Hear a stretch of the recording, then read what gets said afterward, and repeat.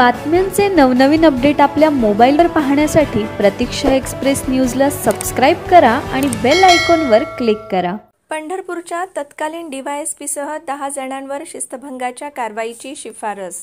पंढरपूर सेवानिवृत्त पोलीस अधिकारी महिलेचे वाहन अडवून कारवाई करीत रात्री उशिरापर्यंत बेकायदेशीररित्या पोलीस ठाण्यात बसवून ठेवल्याच्या प्रकरणात पंढरपूरचे तत्कालीन उपविभागीय पोलीस अधिकारी विक्रम कदम यांच्यासह 10 अधिकारी कर्मचाऱ्यांवर शिस्तभंगाची कारवाई करण्याची शिफारस राज्य पोलीस तक्रार प्राधिकरणाने केली आहे।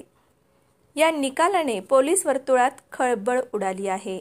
या संदर्भात मिळालेली अधिक माहिती अशी की सन 2021 साली येथील उपविभागीय पोलीस अधिकारी कार्यालयाजवळ वाहतूक कोंडी झाली होती। या दरम्यान तेथून कारने निघालेल्या सेवानिवृत्त पोलीस अधिकारी वंदना शिरगिरे यांना त्या ठिकाणी कर्तव्यावर असलेल्या वाहतूक शाखेच्या पोलिसांनी अडवले। यावरून शाब्दिक बाचाबाची होऊन अखेर शिरगिरे यांच्या विरोधात शासकीय कामात अडथळा आणल्याबाबतचा गुन्हा शहर पोलीस ठाण्यात दाखल करण्यात आला। तसेच शिरगिरे यांना पोलिसांनी ताब्यात घेऊन बेकायदेशीररित्या पोलीस ठाण्यात रात्री उशिरापर्यंत बसवून ठेवले होते।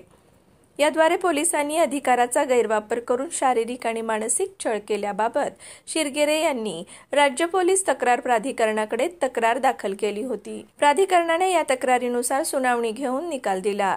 त्यानुसार या प्रकरणी पंढरपूरचे तत्कालीन उपविभागीय पोलीस अधिकारी विक्रम कदम, पोलीस उपनिरीक्षक राजेंद्र गाडेकर, पोलीस उपनिरीक्षक गणेश निंबाळकर, महिला पोलीस उपनिरीक्षक मनीषा महाडिक, पोलीस कर्मचारी वीरचंद्र हजारे, रविकांत वाघमारे, कविता चोपडे, शीतल राऊत, सोनाली इंगोले, भाग्यश्री घाडगे अशा एकूण 10 अधिकारी कर्मचाऱ्यांना दोषी धरून त्यांच्यावर शिस्तभंगाची कारवाई करण्याची शिफारस केली आहे।